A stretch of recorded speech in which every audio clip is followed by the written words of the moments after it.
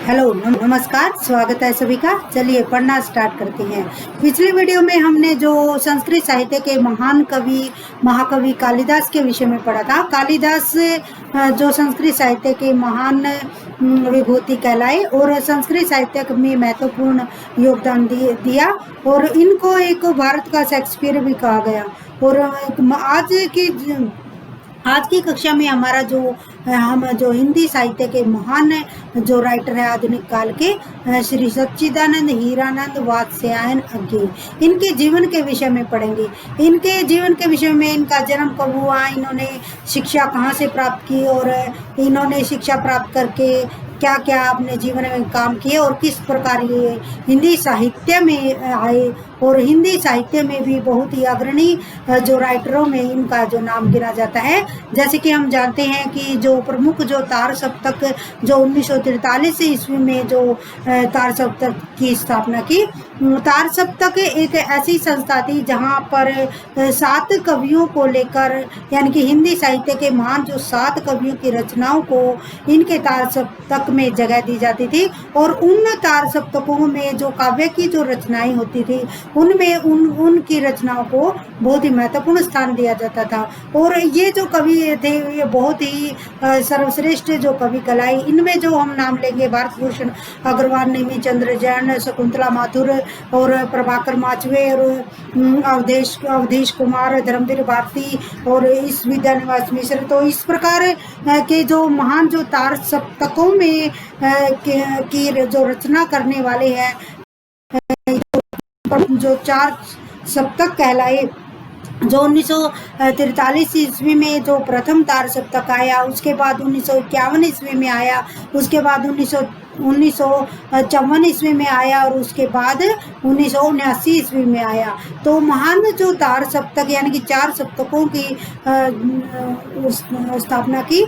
तो ऐसे राइटर के विषय में हम पढ़ेंगे और ये जो राइटर एक ऐसे जो हिंदी साहित्य की महान विभूति थे जिनका जो कार्य था केवल पढ़ना और लिखना ही था। तो ऐसे जो महान हमारे देश के, भारत देश के राइटर, रचनाकार, साहित्यकार जो हुए, तो इनके जो जीवन के विषय में किसी भी स्टूडेंट को जानकारी होनी चाहिए और इनके जीवन से कुछ जो अच्छी जो बातें हैं उनको ग्रहण करना चाहिए। क्योंकि मैंने पहले भी बताया था कि इन जो राइटरों का जो जीवन होता था बहुत ही अभाव का जीवन होता था और इन्होंने किस प्रकार तो ऐसे समय में ये महान विभूति बनकर सामने आई।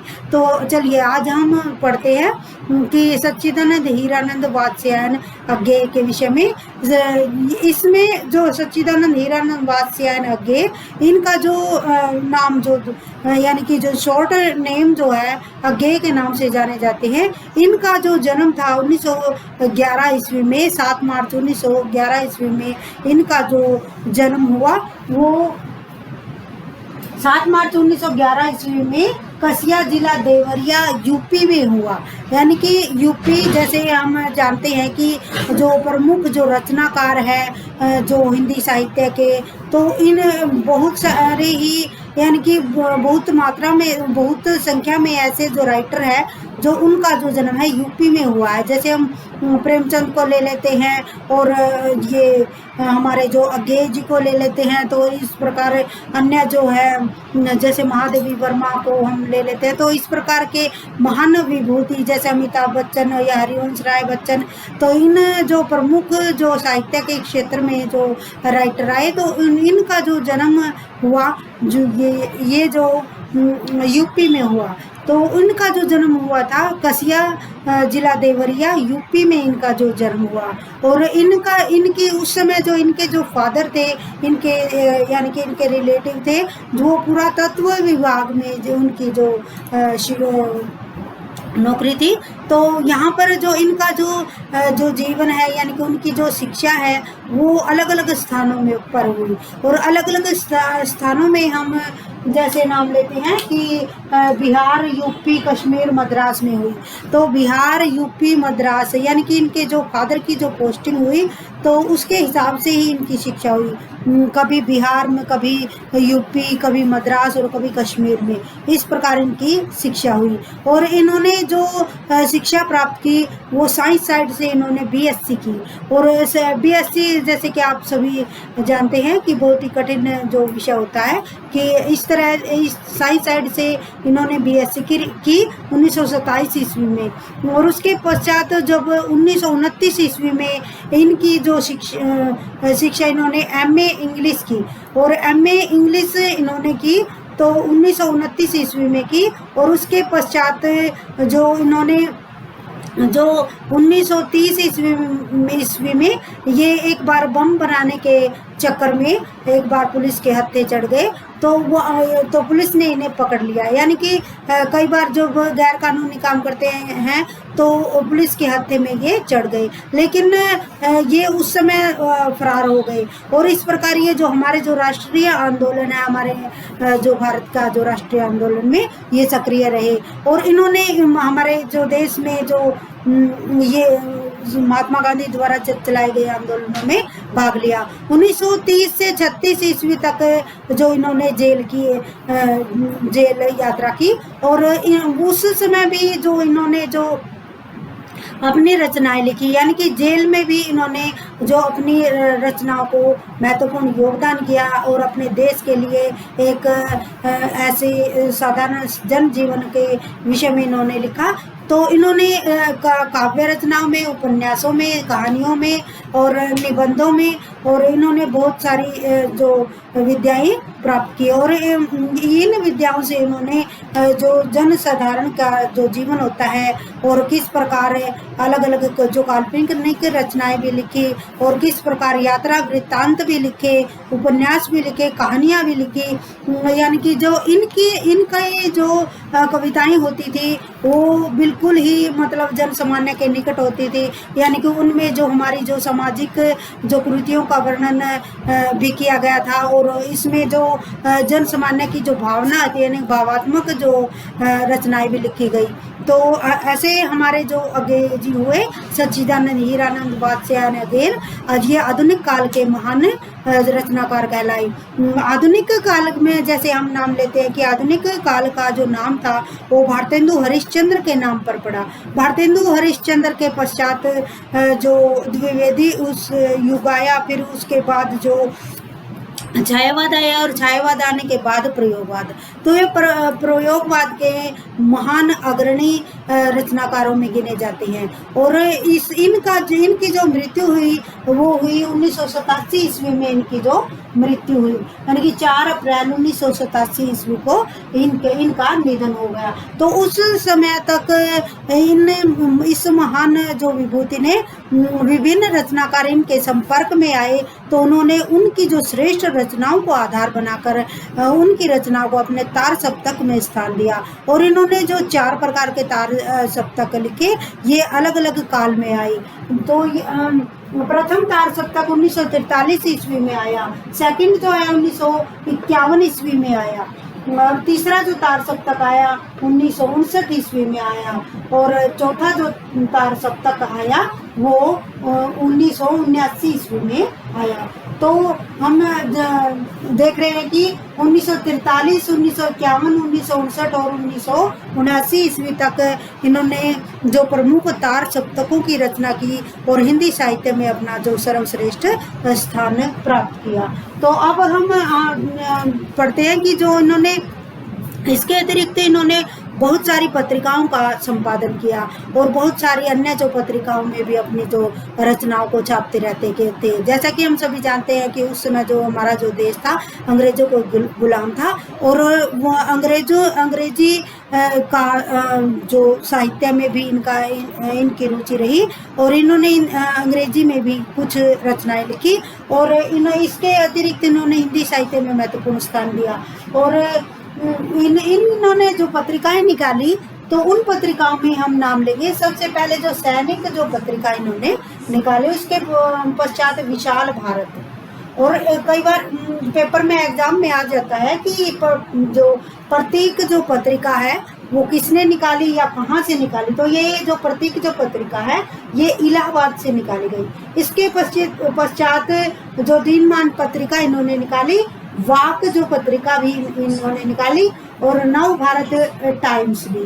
तो हम पढ़ते कि इन्होंने जो बहुत सारी पत्रिकाओं में काम किया। तो इन पत्रिकाओं में सैनिक, विशाल भारत, प्रत्येक, दिनमान, वाक, नव भारत टाइम्स, तो इन्होंने इन पत्रिकाओं का संपादन किया। इसके अतिरिक्त इनकी जो अन्य जो हमारे जो रचनाएं हैं, यानी कि काव्य की कौन सी रचनाएं हैं, निबंध कौन से लिखे, और कहानियां कौन सी लिखी, उपन्यास कौन से लिखे, नाटक कौन से लिखे।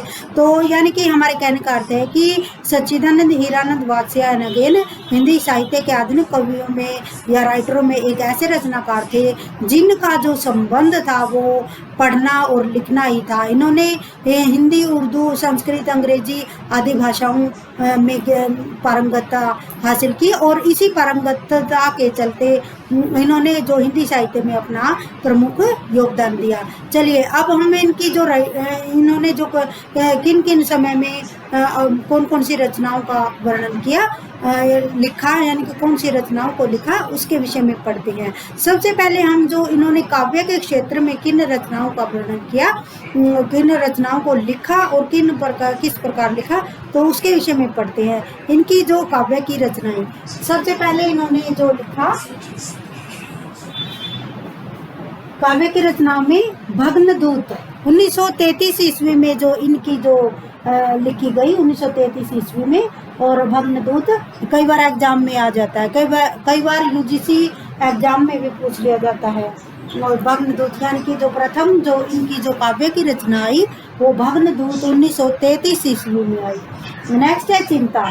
चिंता जो इनकी एक काव्य रचना है, तो इसमें ये 1942 ईस्वी में आई। नेक्स्ट है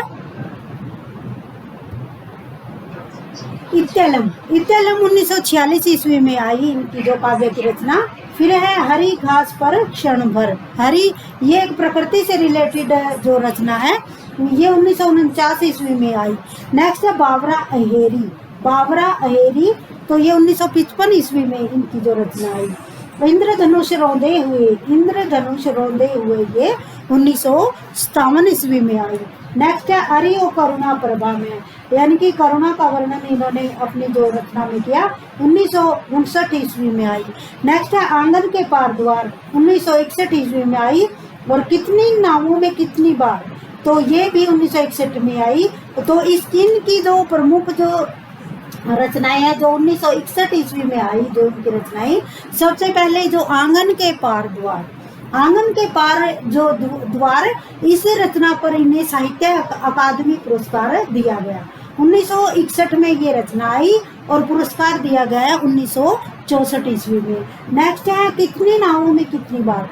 कितनी नावों में कितनी बार, ये जो रचना इनकी आई, तो इस रचना पर इन्हें 1978 ईस्वी में ज्ञानपीठ पुरस्कार दिया गया। जैसे कि हम सभी जानते हैं कि जो हिंदी साहित्य का जो प्रथम जो ज्ञानपीठ पुरस्कार दिया गया वो चिदम्बरा के लिए सुमित्रा नंदन पंत को दिया गया, और 1978 ईस्वी में इनको ये इस कितनी नावों में कितनी बार, यानी कि ये इस पुरस्कार से नवाजा गया है। ये जो हिंदी साहित्य का जो महान जो पुरस्कार है। तो हम देख रहे हैं कि 1961 में इनकी जो दो रचनाएं आई वो थे आंगन के पार द्वार और कितनी नावों में कितनी बार। तो इन दो रचनाओं के लिए इन्हें साहित्य अकादमी और ज्ञानपीठ पुरस्कार दिया गया। तो कई बार ये पेपर में एग्जाम में आ जाता है, HSSC पूछ लेती है कि किस रचना के लिए कौन सा जो इनाम दिया गया, इनको पुरस्कार दिया गया और कौन से सन में दिया गया। नेक्स्ट है पहले मैं सन्नाटा बुनता हूँ।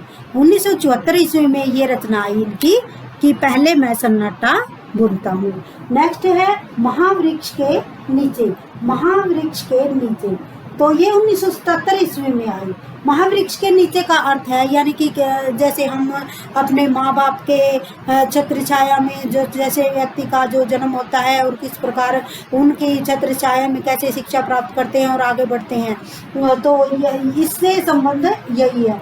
नेक्स्ट है नदी की बांक पर। 1981 ईस्वी में ये जो रचनाएं है। उसके बाद सर्जना के क्षण, तो ये जो रचनाएं थी काव्य की इनकी रचनाएं थी।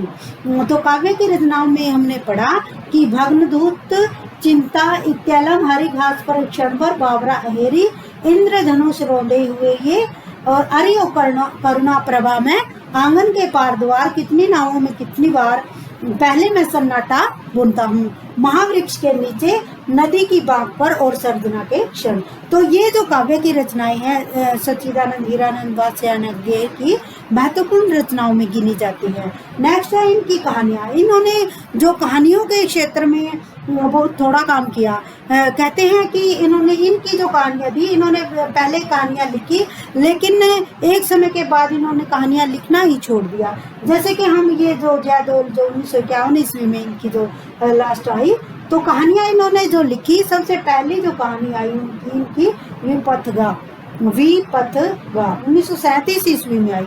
नेक्स्ट है परंपरा 1944 ईस्वी में आई। और उन कोठरी की बात 1945 ईस्वी में आई। नेक्स्ट है शरणार्थी जो इनकी जो कहानी है 1948 ईस्वी में आई और जयदोल 1951 ईस्वी में आई। नेक्स्ट है इन्होंने जो नाटक लिखे वो केवल एक ही नाटक लिखा, कि ये हमें याद कर लेना है कि इन्होंने जो नाटक में बहुत ही थोड़ा काम किया। सबसे ज्यादा जो इन्होंने काम किया तो काव्य पर किया, और इन्होंने एक ही नाटक लिखा उत्तर प्रियदर्शी, और उत्तर प्रियदर्शी ये एक ही इन्होंने नाटक लिखा। नेक्स्ट है उपन्यास भी इनके बहुत थोड़े थे। शेखर एक जीवनी, ये बहुत बड़ा जो उपन्यास है शेखर एक जीवनी, ये एक शेखर एक जीवनी इसका जो प्रथम जो भाग है वो 1941 ईस्वी में लिखा गया, और इसका जो सेकंड जो भाग है 1944 में लिखा गया। प्रथम भाग 1941 ईस्वी में और सेकंड जो भाग है वो 1944 ईस्वी में लिखा गया। इसमें एक ऐसे जो युवक की और युवती की कहानी है जो आपस में प्रेम करते हैं, लेकिन जो उनका जो रिश्ता है एक भाई बहन के समान होता है। नेक्स्ट है एक नदी के द्वीप, ये भी गेय की का महत्वपूर्ण उपन्यास है। नदी के द्वीप 1951 ईस्वी में आया। इसके बाद है अपने अपने अजनबी 1961 ईस्वी में ये आया। तो हम देख रहे हैं कि 1961 ईस्वी में इनकी 3 रचनाएं आई, आंगन के पार द्वार, कितनी नावों में कितनी बार, और अपने अपने अजनबी। ये अपने अपने अजनबी तो इनका जो उपन्यास था, और काव्य की जो रचनाएं आई आंगन के पार द्वार और कितनी नावों में कितनी बार। उसके पश्चात जो इन्होंने निबंध लिखे, उन्हें निबंध भी इन्होंने बहुत थोड़े ही लिखे। सबसे पहले है सबरंग, त्रिशंकु, आलवाल, लिखी कागज कोरे। तो यहाँ पर इन्होंने जो निबंध लिखे सबरंग, त्रिशंकु, आलवाल, लिखी कागज कोरे। और ये जो निबंध जो लिखे गए, इनमें जो कवि जो राइटर ने जो हमारे जो समाज में विभिन्न प्रकार की जो समस्याएं आती हैं उनके विषय में लिखा, और अपने जो भावनाएं हैं उनको भी जो अपने निबंधों में लिखा। नेक्स्ट है यात्रा वृत्तांत भी इन कई बार एग्जाम में पूछ लिया जाता है कि आगे का इन्होंने इनकी जो यात्रा वृत्तांत है कई बार हिंदी का एग्जाम में क्वेश्चन पूछ लिया जाता है। अरे यायावर रहेगा याद, यायावर वो होता है जो घूमता रहता है, यानी कि कभी कहीं जैसे व्यक्ति जो यात्रा पर चले जाते हैं, तो अरे यायावर रहेगा याद, ये 1943 ईस्वी में इनका यात्रा वृत्तांत आया। नेक्स्ट है एक बूंद सहसा उछली ये 1960 ईस्वी में आया। 1960 ईस्वी में आया। नेक्स्ट है आलोचना इन्होंने जो लिखी, आलोचना जैसे हम जानते हैं किसी रचना के विषय में, उसके पक्ष के विषय में और उसके विरुद्ध जो लिखा जाता है वो आलोचना कहलाती है। जैसे हम हिंदी साहित्य के जो रामवोर सिंह का नाम जो हम ले सकते हैं, तो आलोचना के क्षेत्र में जो अग्रणी जो राइटर हैं, तो आलोचना के क्षेत्र में जो अज्ञेय जी ने लिखा, इनकी जो रचनाएं थी वो थी भवंती, आत्मनेपद और अद्यतन। जो भवंती आत्मनेपद आई 1966 में और अद्यतन आई 1971 ईस्वी में। तो मैंने पहले भी बताया है कि जो ये राइटर थे ये अज्ञे जी 1930 ईस्वी में बम बनाते हुए पकड़े गए थे, और पकड़े जाने के पश्चात ये थोड़े समय पश्चात ही जो फरार हो गए थे। और उन्होंने फिर ये 1900 थोड़े समय पश्चात ही ये पकड़े गए उसके पश्चात, और 1930 से 36 का जो समय था इन्होंने जेल में बिताया। और जेल में भी आप जानते हैं कि इन्होंने भग्नदूत जो रचना लिखी, तो ये भी 1933 ईस्वी में लिखी, जो जब ये जेल में थे। इसके पश्चात जो रामकमल राय, तो इनका जो जीवन जो परिचय है, कमल राय ने इनके जीवन के विषय में लिखा, इनके जीवन चरित्र के विषय में लिखा। तो कई बार एग्जाम में पूछ लिया जाता है कि इनका जो जीवन परिचय किस राइटर ने लिखा, तो इनका जो जीवन परिचय लिखा रामकमल, जीवन परिचय रामकमल राय ने लिखा।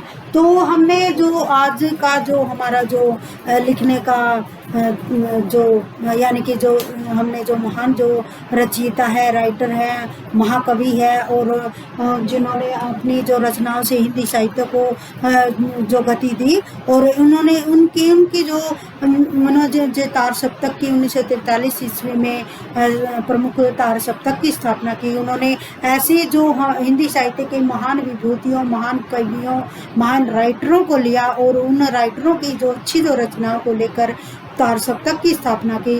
और उन्होंने ऐसे जो हिंदी साहित्य के महान जो कवि कहलाए और राइटर कहलाए। तो आज का जो हमारा जो लक्ष्य है वो यही था कि हमने जो महान जो राइटर है सच्चिदानंद हीरानंद वात्स्यायन अज्ञेन है। वैसे तो जो इनका जो नाम है वो बहुत बड़ा है, लेकिन ये अज्ञेय के नाम से हिंदी साहित्य में जो प्रमुख है। तो इन्होंने जो तार सप्तक में विभिन्न जो राइटरों को लिया, उसमें प्रभाकर माचवे, नेमी चंद्र जैन, और भारत भूषण अग्रवाल, गिरजा कुमार माथुर, शकुंतला माथुर, तो और अवधेश कुमार। तो इस प्रकार के जो भवानी प्रसाद मिश्र, तो इस प्रकार के राइटरों को लिया और उनकी जो अच्छी अच्छी रचनाओं को अपने जो तार सप्तक में प्रकाशन किया। और 1943 से 1979 ईस्वी तक तार सप्तक में इन्होंने काम किया, और 1979 की और फिर 1987 ईस्वी में इन्होंने इनकी जो डेथ हो गई।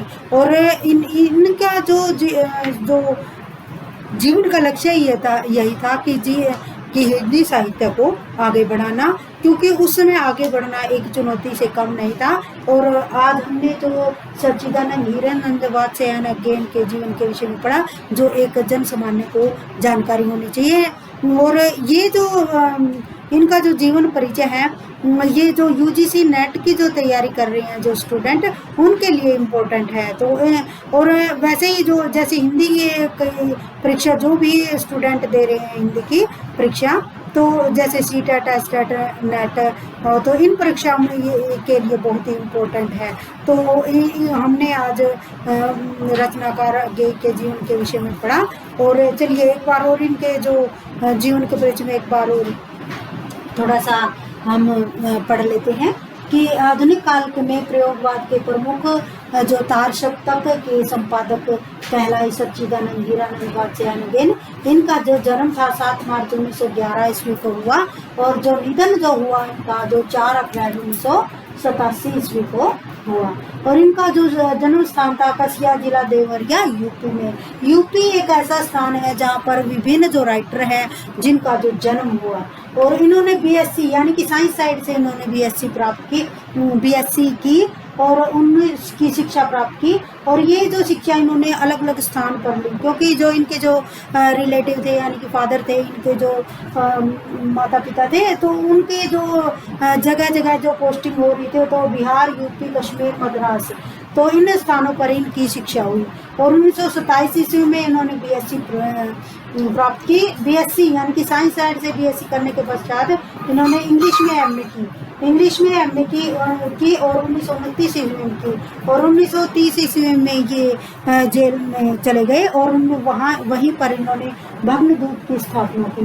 भग्नदूत की एक ऐसी जो रचना की, और इनके काव्य के क्षेत्र में इनकी जो काव्य की रचनाएं हैं बहुत अधिक है, और इनकी जो एक जो रचना है वो बहुत ही ज्ञान से भरी पड़ी है और बहुत ही शिक्षा प्रदान करने वाली है। तो काव्य के क्षेत्र में इन्होंने बहुत ज़्यादा लिखा। चलिए इनकी रचनाओं के विषय में फटाफट हम एक रीडिंग ले लेते हैं। भग्नदूत 1933 ईस्वी में आई, चिंता 1942 ईस्वी में आई, इत्यालम 1946 ईस्वी में आई, हरी घास पर क्षण पर 1949 में, बाबरा हेरी 1955 में, इंद्रधनुष रौंदे हुई 1957 में, हरियो करुणा प्रभा में 1959 ईस्वी में, आंगन के पार द्वार 1961, और कितने नावों की दरबार 1961, पहले मैं सन्नाटा बुनता हूँ 1974 में आई, महावृक्ष के नीचे 1977 में आई, नदी की बांक पर 1981 ईस्वी में आई, और सर्जना के क्षण, जो इनकी काव्य की रचनाएं हैं। कहानियों इनकी बहुत ही थोड़ी थी। विपथगा, परंपरा, कोटली की बात, शरणार्थी औरत, जयदौड़। नाटक है इनका जो एक ही जो नाटक है उत्तर प्रियदर्शी। उपन्यास में इन्होंने शेखर की जीवनी 1941 इसमें इसका जो पहला भाग आया, और 1944 में दूसरा भाग आया। नेक्स्ट नदी के द्वीप 1951 ईस्वी में आया। अपने अपने अजनबी 1961 ईस्वी में आया। निबंध इनके बहुत थोड़े हैं। सबरंग त्रिशंकु आलवाल लिखी कागज कोरी, यात्रा वृतांत, अरे या यावर रहेगा याद, और एक गुण से ऐसा उछली, आलोचना में भवंती आत्मने पद और अध्यतन। तो आज हमने हिंदी साहित्य के महान विभूति अज्ञेय के जीवन के विषय में पढ़ा, उनके साहित्य में क्या योगदान रहा हिंदी साहित्य में, उसके विषय में पढ़ा। चलिए मिलते हैं नेक्स्ट टॉपिक के साथ। Thank you.